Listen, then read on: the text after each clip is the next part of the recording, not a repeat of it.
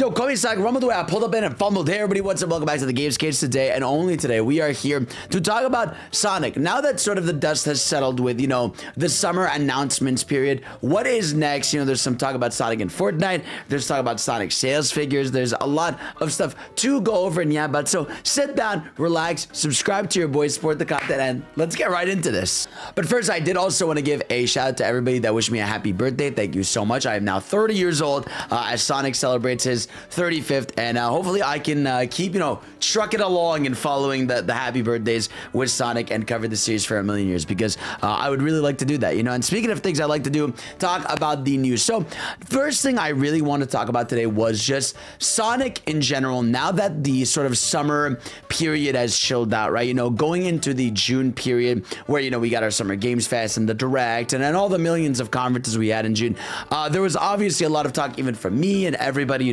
speculating, is this when we get the next mainline game announcement? Is this, is this the big moment? Is this the moment the 35th anniversary becomes everything everyone wanted it to be? And I think the answer became pretty quickly no. You know what I mean? As we kept going, like from event to event, as more stuff came up, we were kind of like, okay, and I feel like the moment Summer Games Fest just showed Crossworlds Year 2 in Pico Park, I feel like all of us kind of knew, because I do think a lot of us kind of agreed that, like, if there was going to be a place to show that next big Sonic thing, it was going to be Summer Games Fest. A State of Play would have been probably, maybe likely, a Nintendo Direct, not a chance. I feel like nowadays with how much more competitive they are in terms of, Sonic and Mario stuff. And Xbox, it looks like they have a deal with Sega on the Strangers of Heaven Atlas side and RGG side, but it seems like Sonic is still trying to market itself, smartly so, to be honest with you, with PlayStation and Nintendo. Though we did get some cool announcements, like we talked about this, like I was really happy that we're getting a year 2 of Crossroads, and Pico Park, from the time I played it a little bit at that charity event, was really fun. I can tell that's going to be a great, stream game that I play once.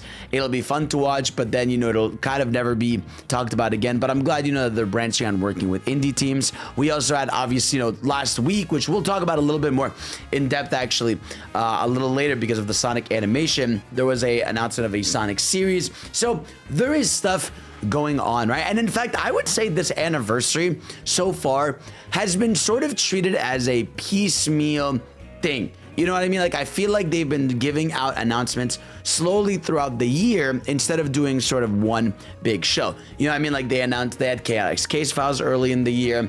Again, they've been doing Crossroads content thoroughly. They announced their IDW plans. They're doing the Sonic animated short that they're doing over here, potential Sonic Fortnite stuff coming. They're doing stuff. They've even featured fan art and stuff. So they're doing stuff piece by piece, I feel like, instead of one big announcement. I don't even think there's going to be a Sonic Central, to be honest with you. Like, I'm almost starting to feel like we're looking at a Sonic game announcement potentially at Game Awards, right? I feel like if they position themselves smartly, and I'm sure you all agree, right, they could do something crazy at the Game Awards, which is have a Sonic Movie 4 trailer right into the next mainline Sonic game. Like, that would, that would not only be the biggest eyes ever, it would be a recreation of that big 2022 moment or 2021 moment, sorry, where we got, Sonic Movie 2 trailer into Sonic Frontiers. Obviously, we know they have a great relation with Jeff Keighley, and they constantly, even this Summer Games has once again proved that, they constantly have something Sonic with Jeff Keighley. You know what I mean? So that's another one. I know a lot of people are thinking maybe Gamescom could have an announcement, which it's possible. Jeff Keighley's Gamescom conference is pretty good often. It's not ever the craziest thing because it's mostly updates on stuff. But yeah, I'm starting to lean more into the fact that we'll get that Sonic game announced at Summer Games Fest. And this is going to be maybe a controversial thing, and maybe you guys can let me know what you guys think in the comment section below. I think Sonic might be too big for a Sonic Central.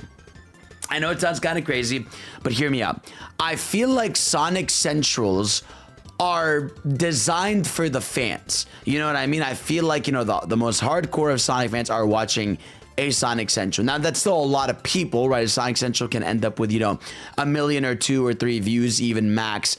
But I do feel like even Sega sees Sonic as a main stage presence. I feel like it benefits Sonic more to show the next mainline game at a Game Awards, you know, or even a State of Play, or hell, even a Nintendo Direct, as opposed to a Central. I almost would feel like a Central should always be reserved for updates. You know what I mean? Like, I feel like a Sonic Central, I would save that for when, you know, the next games are announced and you want to give update shows, because I feel like that's where the fans go. You know what I mean? Like, the fans are going to watch a Central to get, you know, trailer 2 of the game, DLC announcements for Crossworlds, you know, a new 2D, you know, DLC or expansion announcement, or, you know, or some classic collection. Like, I feel like the smaller things for Sonic are in a Central, or even, you know, the charity stream we just did, because like that's where like the hardcore fans that are really there for you are going for, and that's the things that'll excite them. You know what I mean? Like, I feel like you can't announce a Sonic game collection at like a Game Awards, or, you know, a Gamescom or a Summer Games Fest. I feel like that's something more you do in a personalized show like Essential, which also ends up including merch and stuff, because they know they're appealing to. So yeah, that is like my hot take coming off after Summer Games Fest, and this summer, is that I almost feel like that next Sonic game is not going to be at a Sonic Central, and I think it's going to be at the Game Awards. But you guys let me know what you guys think. Something I want to get into first and foremost today was Sonic animated series. Now, before this, if you guys want, you can go on my VOD channel to see the entire panel, because this entire panel was so fascinating. They basically, you know, confirmed that Aaron Weber, who used to be the social media manager, actually left Sega in 2022, which I had no idea about, and he recently just joined back. Apparently he just had like big burnout on life and everything, and so he took a break, and now he is back at Sonic. But they also, like, I was shocked at how personal they got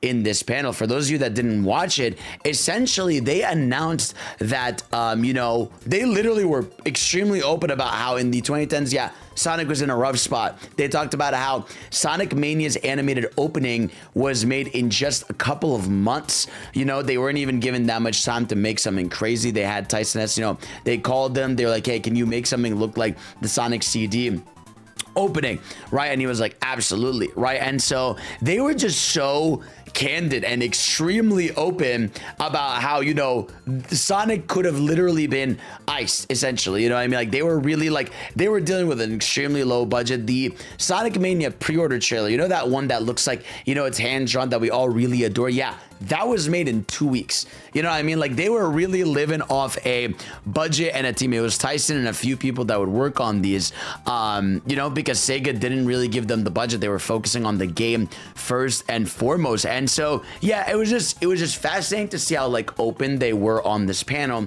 about Sonic, you know, and how they was treated in the 2010s and dealing with the Sonic Boom stuff. Like, it was kind of crazy, right? But obviously, you know, going into this panel, right, I'm sure, like, we all didn't expect this, which was, I think that's why this announcement was so shocking, is, yeah, they announced Sonic 35th Anniversary's Memories and Beyond. Now, the official description of this is going to be a one episode thing. It seems like it's a short animated special that it's probably going to be around, they've said it's going to be around 10 plus minutes of footage, and it's going to be focusing on Metal Sonic, that Eggman is trying to power up, and, you know, Sonic and friends are gonna have to work together to stop him. And I assume it's called Memories and Beyond because, you know, you're gonna potentially have, you know, Metal Sonic collecting their data from over the years, so maybe you'll have some flashbacks with them and the gang. But yeah, I mean, this shocked all of us, right, when we saw this. I mean, the animation on this is unbelievable. I literally did like a frame by frame breakdown of this when it first happened, but like seeing every beautiful frame and seeing how cool Sonic as a franchise is just makes me so happy. Like, stuff like this is just so unbelievably cool. I feel like this is gonna end up being like one of my favorite Sonic things ever. But Sonic is so cool when it's treated like it's the coolest thing, like genuinely through and through. Like, when Sonic is treated like this, you're reminded about how dope this could be. I mean, I cannot stop thinking about how dope this animated, you know, just this 30 seconds was. And shout out to Studio Gigix who works on these. It continues to be, you know, unbelievably cool that they have all this work on stuff. But yeah, this is going to be dropping in the fall. I'm guessing maybe like October timeframe. But also, like, this kind of kicks off the year of Metal. You know what I mean? Like, this is sort of our first, you know, hey, here's Metal Sonic. We want you to be thinking about him, right? Obvious, you know, as we have a movie coming up in March featuring Metal Sonic and Amy, I feel like we are going to start seeing this kind of marketing multiple times, right? We're going to be seeing, you know, Metal Sonic Sonic and Amy featured in a lot of stuff. So it's nice to see that Metal Sonic is about to get his sauce again. I would love to see Neo Metal in there, you know, Metal Overlord in some way. Obviously, we kind of got Metal Overlord in Shadows, but, you know, some new way to do this. I can't wait to see what they cook up with this animated special. Like seeing Super Sonic, like we have yet to see like Super Sonic in one of these like really crazy animated specials that they've done, as far as I'm aware, unless I'm probably maybe blanking on one, but I don't think so, you know. But so I'm super excited for that. It looks fantastic, but again, it was fascinating to hear just, you know, how limited their budget was. But it's also important that they talked about how they have basically a Sonic animated team there, you know, so there is always something going on in the works when it comes to Sonic animation. But also, like, I hope they, like, I feel like at this point you got to make a series, right? I feel like Studio Giggix has proven that, like, these guys have the sauce and the feel and the look to make a full Sonic show. So I do hope that one day we go beyond the, you know, animated shorts, as raw as they are and as fantastic as they are. I hope we go from that to something unbelievably cool. You know what I mean? To one day we get a full series. I would even take 12 episodes of these guys making something. Like, on God, it would be the coolest thing ever. So shout out. I want more of it, and they cooked. And the next major piece of news here is something that we've all been wanting and wondering for years. And that is Sonic in Fortnite seems more likely than ever. So yesterday, basically, all the Fortnite accounts that post leaks and rumors. Now, I'm not too versed in Fortnite, so I'm not always sure how legitimate all these rumors are. But this is one of those that I've heard, you know what I'm saying? Like, people have been talking about over, you know, a while, right, about Sonic in Fortnite. So the rumor is that Chapter 7, Season 4 will be Gaming Legends themed, right? The season should include many of the gaming collaborations that have leaked throughout the years, including Sonic, Mega Man, Crash Bandicoot, Kingdom Hearts, and many more, right? So they're finally going into a gaming season of Fortnite, and I feel like this has been long overdue. You know, I feel like also, you know, I haven't been invested in Fortnite in like a long time. Like, it's been a minute since anything in Fortnite has really got me excited. I feel like the game has just kind of been like going with the motion. So I feel like finally investing in like a gaming collab season feels like, you know, it makes the most sense. I think the other thing that was written about it was, yeah, Sonic could be in the Season 4 gaming Battle Pass. Epic is working on a Lego figure with Battle Pass codename that also has a unique head, eyes, and mouth. The skin will also have a guitar. Sonic fans, please read. Good.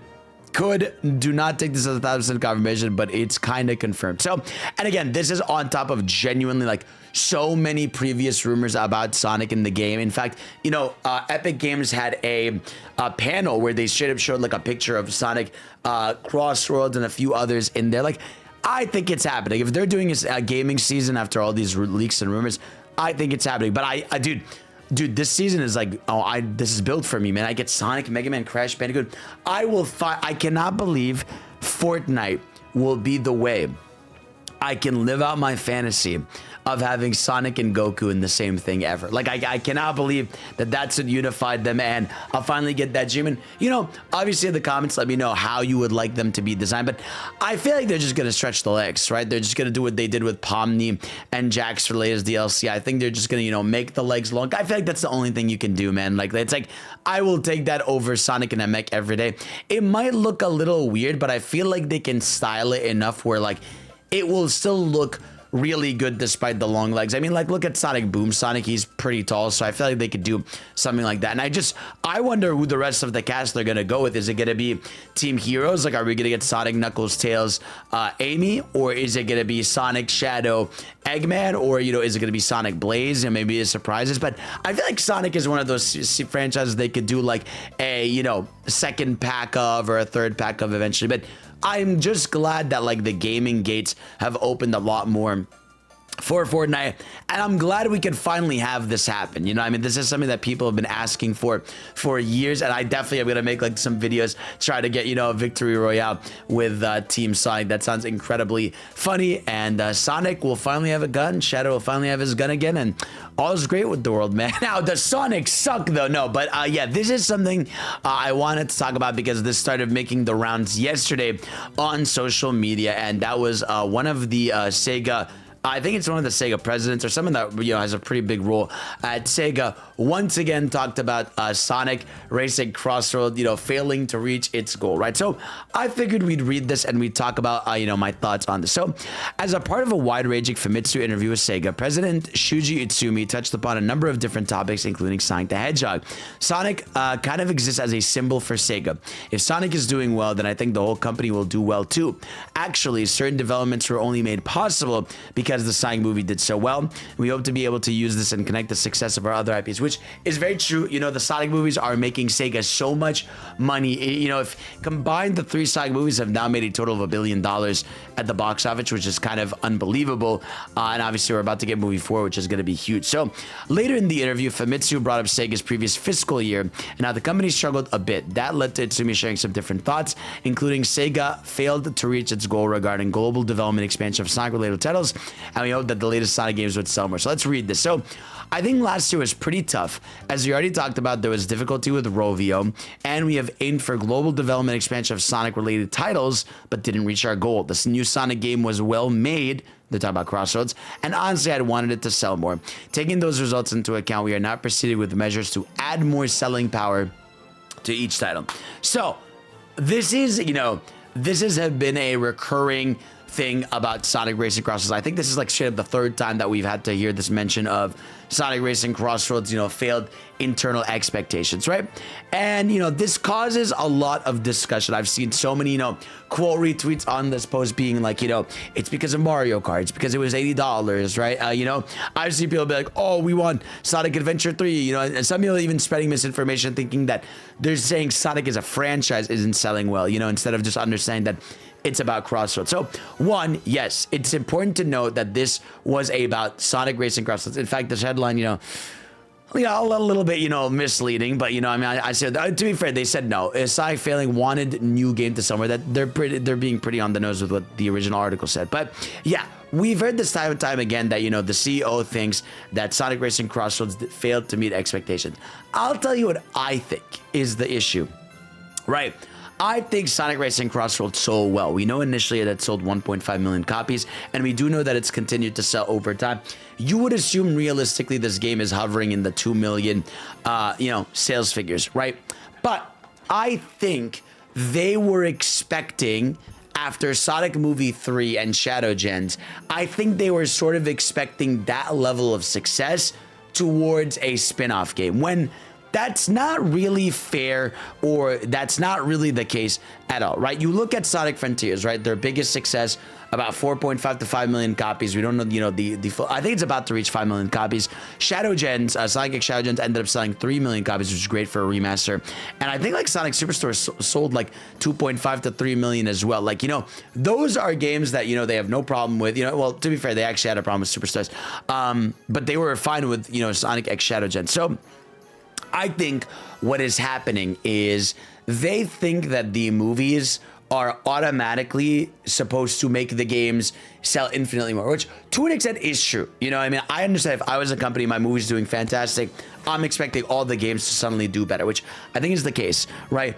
But I do think that Sonic is still growing in terms of when it's not a mainline game.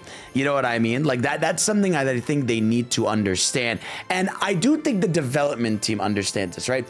We would not be getting a Crossworlds Year 2 if this game had truly failed internally, right? This is clearly a game that they're seeing enough sales for, enough money through the season pass for, that they're justifying doing a Year 2, right? And in fact, they're trying to lean more into the Japanese market because we know, the Crossroads Year 2 has like stuff like Godzilla and Evangelion announced so far.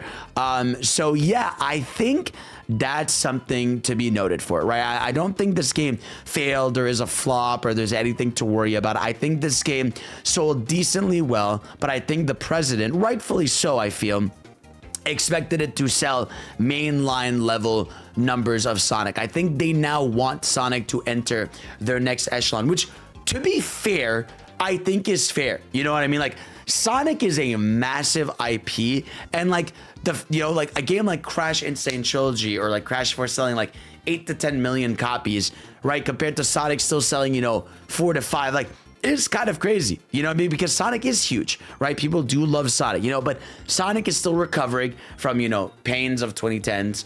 And again, they still need to build their side games, right? Again, Frontier selling 4.5 million copies is huge, and I'm sure the next game is going to sell incredibly well, right? I have no doubt in my mind that next Sonic mainline game is going to sell fantastic. People are waiting for it. People are hungry for it.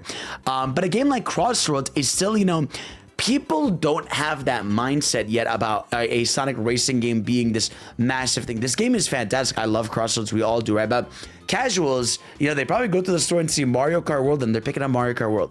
You know what I mean? That's just like, it is what it is type of thing. I think people on PlayStation and PC pick up Crossroads, right? Because that's their only option, right? But we're not there yet with Sonic racing games. I think Sonic Racing Crossroads did so well that I feel like when eventually they make a sequel, there's going to be more eyes on it. It's going to sell more. It's going to do well. Obviously, some people point out the price point of the game was technically, I think it was a $70 game and technically $90 if you counted the DLC in it, you know, if you bought the season pass. So, yeah, I think that was the big thing about what's going on here is I think Crossroads did sell well. I think the CEO just expected it to sell main game numbers, and I think he needs to understand that the franchise is still needing time to grow, and they're doing a fantastic job. But yeah, I mean, to be fair, I'm really excited about this, right? Taking those results into account, we're proceeding with measures to add more selling power to each title.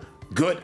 I mean, for the fans that have been playing this thing is awesome, right? And so if you're going to add more, you know, selling power to these titles, by all means, make them cooler, make them even better, make them look better, make them feel better. I'm all in on this. You know, I mean, I win here. You know, we all win here. Last but not least, and this is for like the true nerds, the Sega website just recently updated the Sonic character bios, and I remember we did a video about this actually like 2 years ago where they updated the bios and people were freaking out about them. So they've updated them again, and I figured we'd, you know, glance over them, see what they cooked with these things. So Hedgehog, male, you know, height 100 centimeters, weight 35 kilograms, running speed supersonic. So Sonic the Hedgehog is the fastest thing alive. He's a thrill-seeking free spirit, always dashing from one adventure to the next and refusing to accept an injustice of any kind. That's awesome, by the way.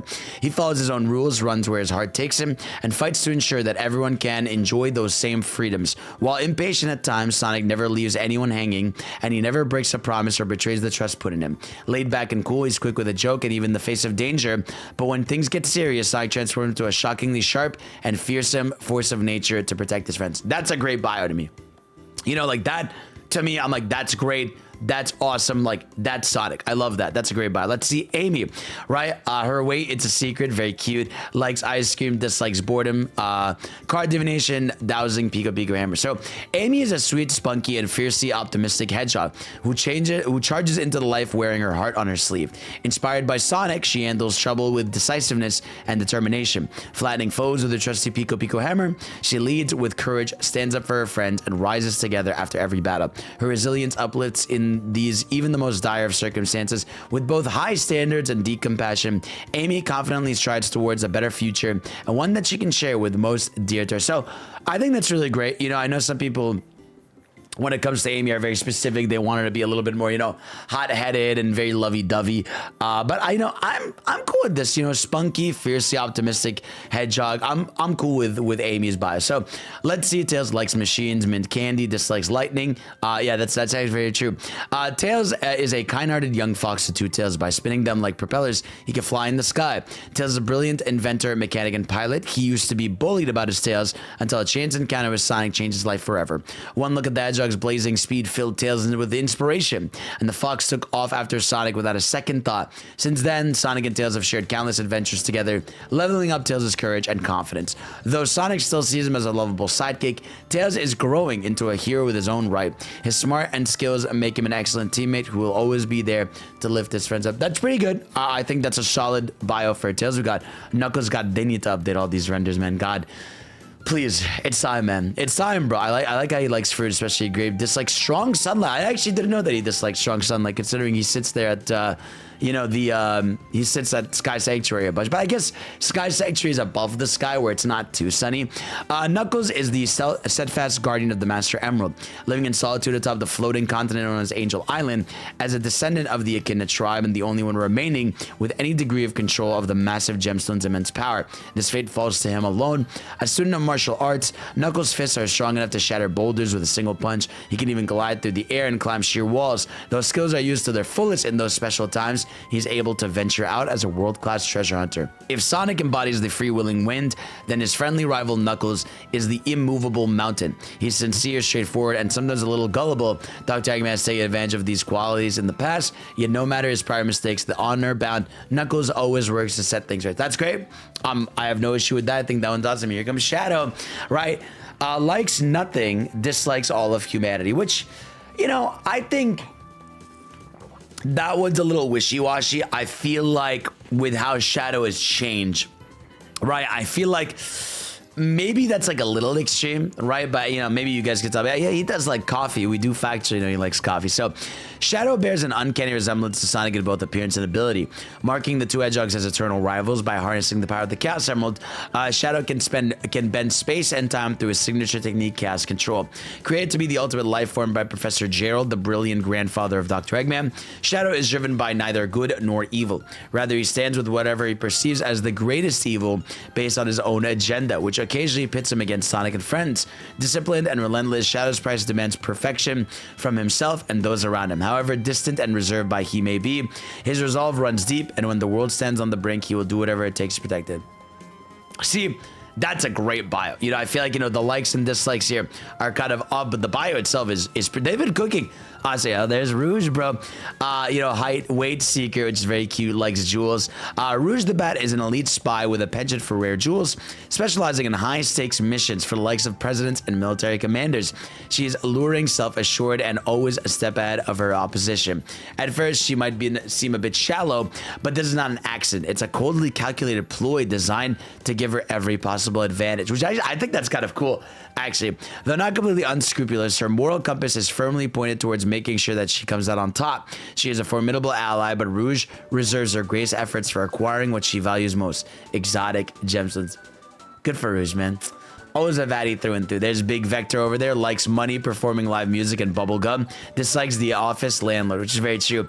Vector is the head honcho of the Chaotix Detective Agency. He is an optimistic gumshoe who is equal parts ace investigator and big-hearted boss. He's strong, independent in a fight, and if maybe too quick to get in one, yet beneath the bravado, he's a reliable leader with a sharp analytical mind to back it up. More often than not, when it comes to mysteries, it's Vector's deductions that tend to crack the case. With the Chaotix perpetually low on funds, Vector is crazy for money and always looking for the next paid job.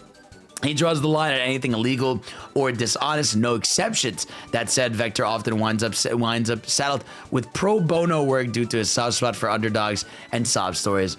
That big old heart is getting the Chaotix into trouble and ultimately putting them right back where they said. That's really cute to hear that, you know, they are partially broke because they take the broke jobs to help the little guy. I actually think that's like a very nice, like, additional dialogue to him. Then we've got Silver, you know, likes peaceful worlds, blue skies, dislikes evil and Iblis. Silver the Hedgehog is a time-traveling world hero from the future who wields extraordinary powers. With the psychokinetic ability to manipulate and launch objects using only his mind, Silver possesses skills that put him on equal footing with Sonic and Shadow.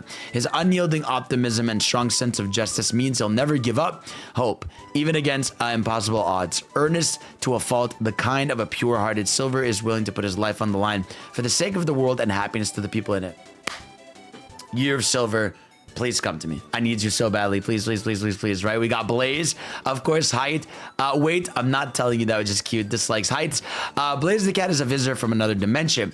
She is the princess of the Soul Empire and guardian of the Soul Emeralds. And when her people are threatened, she leaps into action without hesitation to protect them, a master of flames. With all 7 Soul Emeralds, she transforms into Burning Blaze, a superpowered version of herself that's similar to Supersonic.